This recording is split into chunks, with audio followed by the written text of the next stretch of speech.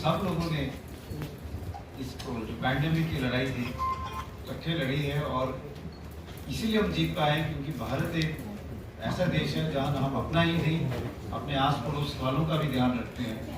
और चाहे वो मेडिकल प्रोफेशन हो चाहे और लोग हों, सब ने मिलके ये दिखाया कि हम दुनिया की कई ताकतों से बेहतर इस पैंडेमिक से बाहर निकल पाए, चाहे वो मोर्टेलिटी हो चाहे वो मॉर्बिडिटी हो। तो मेरी तरफ से तो आप सब लोग कोविड वॉरियर्स हो, और आप सब लोग का बहुत बहुत धन्यवाद।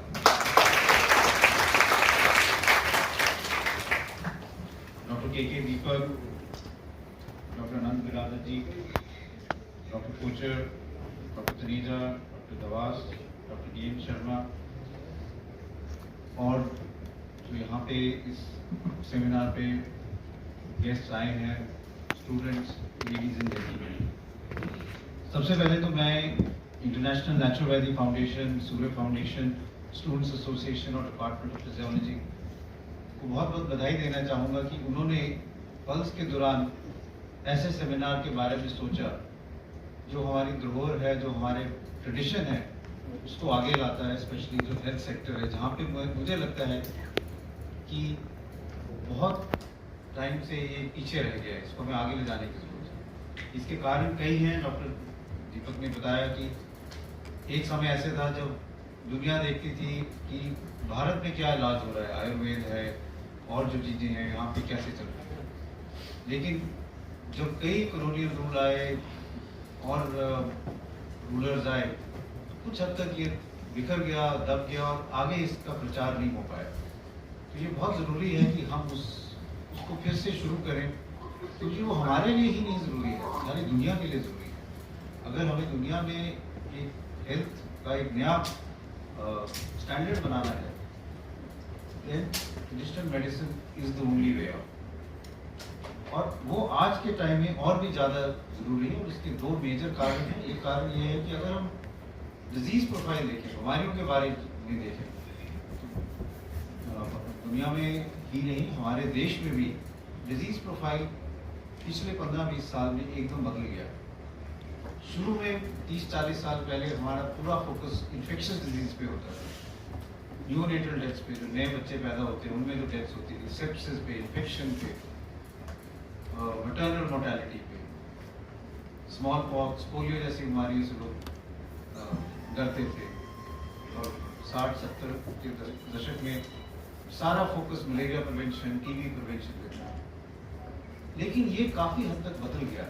हमारे देश में कई प्रोग्राम्स के कारण ये बीमारियाँ बहुत कंट्रोल में आ गई। इन्फेक्शस डिजीज कम है, हाँ बीच बीच में आउटब्रेक्स, पैंडेमिक रहेंगे और वो आगे भी होंगे, क्योंकि हमारा जो हम कहते हैं world is become a global village, because people travel, they will travel and take the infection with them. We are encroaching on in the environment, climate change is happening, और उसके कारण कई इन्फेक्शंस जो ह्यूमंस में नहीं पाई जाती, animals में पाई जाती, उस स्पीशीज जंप करके ह्यूमंस में आ रही है। और चाहे हम सार्स की बात करें, मर्स की बात करें, जीका की बात करें, H1N1 की बात करें, जिसको स्वाइन फ्लू कहते थे, या बर्ड फ्लू की बात करें, ये सारी जो वायरल इन्फेक्शंस हैं जो पिछले 22 साल में, इस सेंचुरी में आई हैं, ये सारों का अगर हम ओरिजिन देखें तो जूनोटिक ओरिजिन, यानी कि वो एनिमल से आई हैं। ये वायरस स्पीशीज जंप करके फिर इवॉल्व हुआ है for human to human spread. तो एक वायरस जो ह्यूमंस में था नहीं, वो अब ह्यूमंस में आना शुरू हुआ है, because of the world becoming a village, because of encroachment into their environment and because of closer interaction with animals. So I think ये भी हमें इस बारे में भी विचार करना पड़ेगा। लेकिन आज जो हम बात कर रहे हैं वो ये कह रहे हैं कि हमारे जो बीमारियों का जो बर्डन है, that is shifted to non communicable disease. ज़्यादा अगर हम बीमारियाँ देखें तो diabetes, hypertension, respiratory diseases, kidney diseases, cancer, इस टाइप की बीमारियां हम आजकल ज़्यादा देख रहे हैं। जो पहले बच्चों में निमोनिया होता, neonatal deaths, maternal mortality, infections, वो काफ़ी हद तक कम हो गई है। तो इन बीमारियों का अगर हम इलाज देखें तो वो हमारे आयुर्वेद और ट्रेडिशनल मेडिसिन में बहुत ज़्यादा है। एलोपैथिक मेडिसिन में it is more of immediate treatment rather than preventive health. एक तो ये बहुत ज़रूरी है कि हम आप समझें कि अगर हमें आगे चल के बीमारियों का समाधान करना है, इलाज करना है, ये क्रॉनिक डिजीज हैं। आपको एक टाइम कोविड हुआ, ठीक हो जाओगे, फिर से भी हो सकता है, लेकिन ठीक एक दफ़ा हो गया आप ठीक हो जाएंगे। लॉन्ग कोविड भी हो सकता है, कई लोगों को लॉन्ग कोविड भी हुआ। लेकिन अगर आपको डायबिटीज़ रहेगी तो डायबिटीज़ तो हर उम्र भर रहेगी। अगर ब्लड प्रेशर की तकलीफ है तो ब्लड प्रेशर उम्र भर रहेगा। तो ये जो क्रॉनिक डिजीज़ है, इसका जो इलाज है वो हमारे लाइफस्टाइल में है, हमारे नेचुरल डाइट में है, और इसी तरह से आयुर्वेद ट्रेडिशनल जो मेडिसिन है उसमें है। एलोपैथी मेडिसिन आपको इमीडिएट ट्रीटमेंट दे देगी। कोविड के लिए आपको ट्रीटमेंट दे दिया, निमोनिया हो एंटीबायोटिक्स ले ली, लेकिन जो लॉन्ग टर्म डिजीज का प्रिवेंशन है वो जो है वो ज़्यादातर अगर हम नेचुरल वे में करें तो उससे ज़्यादा लाभ होता है। तो एक तो ये कारण है कि डिजीज प्रोफाइल जो है वो काफ़ी हद तक चेंज हो रहा है, और इसीलिए ये बहुत ज़रूरी है कि हम अपने ट्रेडिशनल मेथड्स को फिर से ढूंढें, उनको आगे लाएं। दूसरा कारण ये है कि we have become more westernized, हमारा लाइफस्टाइल बहुत चेंज हो गया। अगर हम बात करें, और जैसे डॉक्टर दीपक ने कहा कि लिफ्ट लोग ज़्यादा लेंगे, एक टाइम था 30-40 साल पहले जब लिफ्ट तो ज़्यादा लोग लिफ्ट की बात ही नहीं करते थे, सीढ़ियाँ ही चढ़ते थे, रैंप होते थे, या अगर कहीं जाना होता था तो साइकिल में जाते थे या पैदल चल के जाते थे। अब आप बच्चों से बात करो तो यही कहेंगे कि मार्केट जाना है तो मोटरसाइकिल पे या गाड़ी पे ही जाए। खाने की बात करें तो पहले आप अपने भोजन के बारे में पूरा सोचते थे कि फ्रेश फ्रूट्स, नेचुरल चीज़ें ज़्यादा होनी चाहिए, हरी सब्जियां होनी चाहिए। अब आज की जनरेशन का आप डाइट की बात करोगे तो बिल्कुल ही फ़र्क हो गई है। फास्ट फूड का ज़माना है, एकदम ऑर्डर करके चटपटा जो खाना है वो लोग खा लेते हैं। तो हमारा लाइफस्टाइल भी चेंज हो गया, और ये दोनों लिंक हैं, क्योंकि जैसे ये बीमारियाँ बढ़े हैं, they have been further increased by change in our lifestyle. Our eating habits, our day to day physical activity have all come down.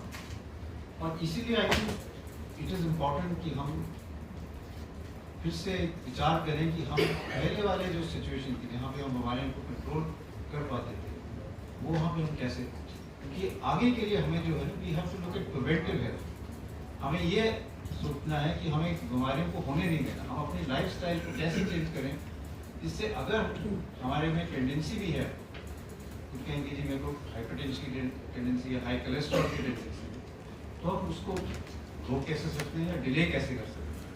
और ये ट्रेडिशनल मेडिसिन, आयुर्वेद, योगा सब में है, और इसलिए बहुत ज़रूरी है कि हम इस सब को आगे लेके जाएं, इसको समझें, चाहे वो आयुर्वेद हो, नेचुरोपैथी हो या योगा।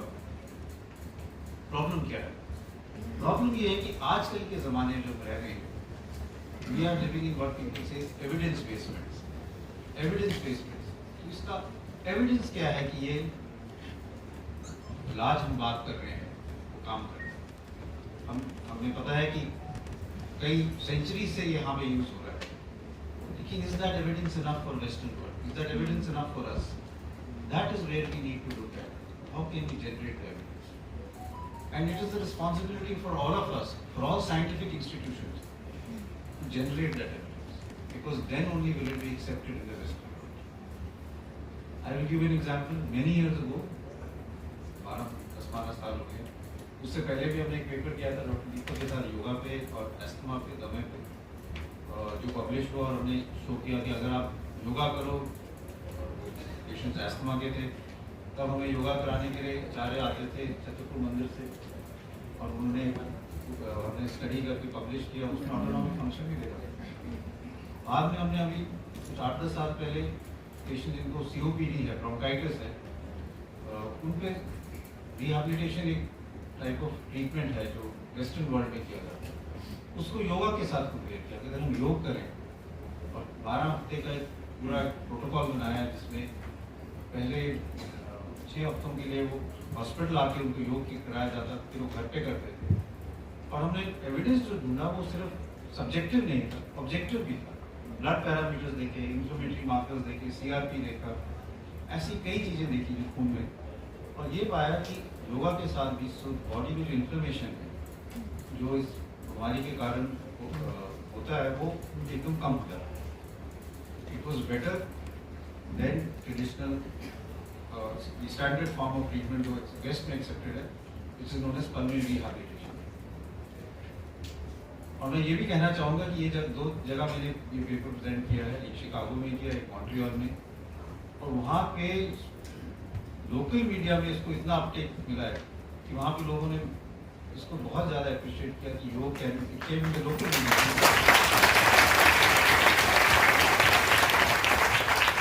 मुझे तब ये लगा कि अगर वहाँ पे इतनी ज़्यादा इसकी अप्रिसिएशन है तो हमारे देश में क्यों नहीं, हम इसको क्यों इसको why do we don't give it that much of importance? और I felt like pushing for it because अगर आपको रिहैबिलिटेशन करनी है वेस्टर्न स्टाइल से, ट्रेडमिल चाहिए, बाइसिकल, एर्गोमीटर चाहिए, कई चीज़ें चाहिए। योगा के लिए तो योगा मैट ही चाहिए। आप योगा मैट करके और हमने पेशेंट से पूछा भी they prefer yoga than this traditional method, तो उनको लगा ये मेरे नॉर्मल वे ऑफ लिविंग के साथ जेल करता है, इसके साथ हम कर सकते हैं। जो और ट्रेडिशनल जिम वाले एक्सरसाइजेज हैं वो करना नहीं चाहते। मैं ये कहना चाह रहा हूँ कि हमारे वहाँ हम अगर चाहें तो ये सारा evidence we can generate and do it in a scientific manner. So that is the most important thing कि जो भी हम देखें, चाहे नेचुरोपैथी हो, आयुर्वेदिक की दवाइयाँ हो, और आयुर्वेदिक की कुछ दवाइयों पे मैंने भी ट्रायल किया है। जब मैं मेडिसिन में था, कोलेस्ट्रॉल लोअरिंग ड्रग्स, तब महर्षि आयुर्वेद के वहाँ से हम दवाइयाँ देते थे।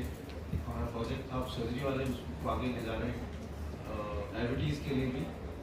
ये मैं नहीं कह रहा कि these drugs will change things dramatically, but this are step forward. आस्ता आस्ता ही हम ये कर सकते हैं। तो मैं सब लोगों से ये अपील करना चाह रहा हूँ कि आजकल के ज़माने में अगर हम इन तिथियों को आगे ले जाना चाहते हैं तो हमें एविडेंस जनरेट करना पड़ेगा, and it is important to have evidence based.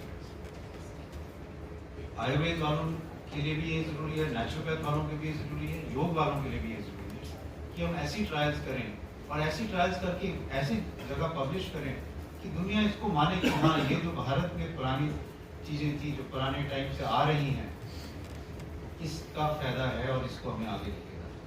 ये हमारी रिस्पॉन्सिबिलिटी है, दुनिया में और कोई नहीं करेगा। हम पेपर्स पढ़ लेंगे कि बाहर के किसी ने लिखा है, लेकिन जो एविडेंस जनरेट होगा वो हमारे देश से ही हो सकता है। इसलिए हम सब लोगों को ये ठान लेना चाहिए कि ये हम करके दिखाएंगे, चाहे वो एक छोटी सी स्टडी हो, चाहे बहुत बड़ी ट्रायल हो, ये हमें जरूर करना चाहिए। एक साइंटिफिक माइंड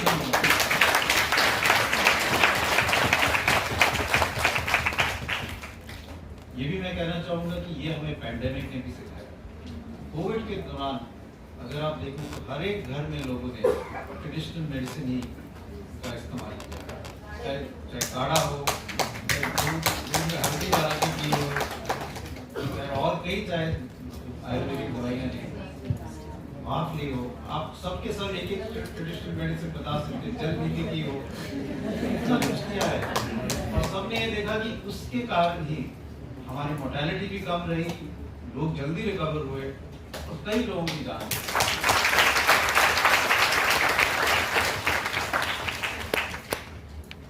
इसलिए ये कहना नहीं इनमें कुछ मतलब कई लोग कहते थे कि हम उसमें तो दम नहीं है, उसमें बहुत दम है, सिर्फ हमें उसको दिखाना है।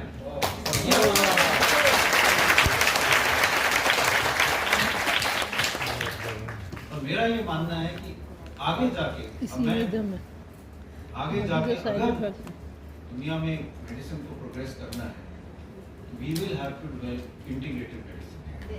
That is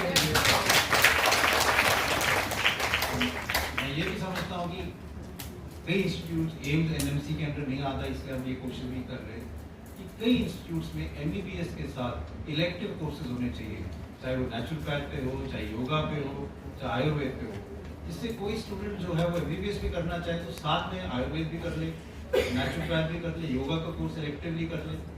वो ये कहे कि ठीक है मैं न्यूरोसर्जन नहीं बनना चाहता, मैं प्रैक्टिस करना चाहता हूँ, लेकिन मैं जो सारी विधीज अवेलेबल हैं इंडिया भारत में उनको सारों को यूज़ करके पेशेंट सेंट्रिक अप्रोच करें। हमारा अप्रोच क्या होना चाहिए? हमारा अप्रोच होना चाहिए patient should be the centre of treatment. उसको जिससे फायदा होगा, वही हमें देना है। चाहे वो एलोपैथी हो, चाहे आयुर्वेद हो, चाहे नेचुरोपैथी हो या फिर योगा हो, अगर हम वो सोच करें तो फिर we will go move in the right direction towards integrated medicine. आप अगर पेशेंट के बारे में सोचोगे कि हाँ ये मेरा मरीज है, इसको मैं सबसे अच्छी तरीके से कैसे ठीक कर सकता हूँ, इससे साइड इफेक्ट भी ना हो, पेशेंट भी ठीक हो और लंबे अरसे तक ठीक रहे, तो अगर हम वो करेंगे तो इंटीग्रेटेड मेडिसिन विल थ्राइव। और अगर वो हमारे कंट्री में थ्राइव करेगा तो दुनिया की कोई ऐसी ताकत नहीं है जो उसको दुनिया में।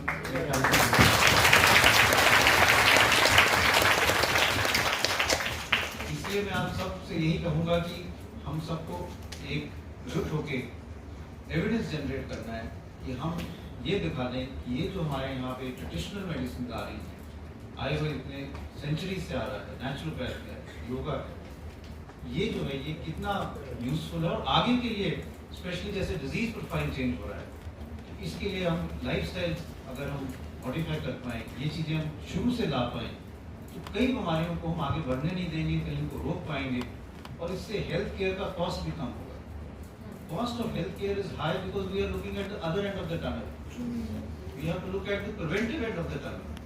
अगर हम बीमारियों को रोक देंगे तो हॉस्पिटल की जरूरत ही नहीं पड़ेगी। अगर हम बीमारियों को चलने देंगे तो बोलेंगे आपको किडनी खराब होगी, तो शुगर नहीं खराब। We must focus on preventive health and natural medicine, naturopathy, traditional medicine, yoga I will in the end appeal to all of you कि we must come together as a team. इसमें कोई ego issue नहीं है कि ये बड़ा है वो छोटा है,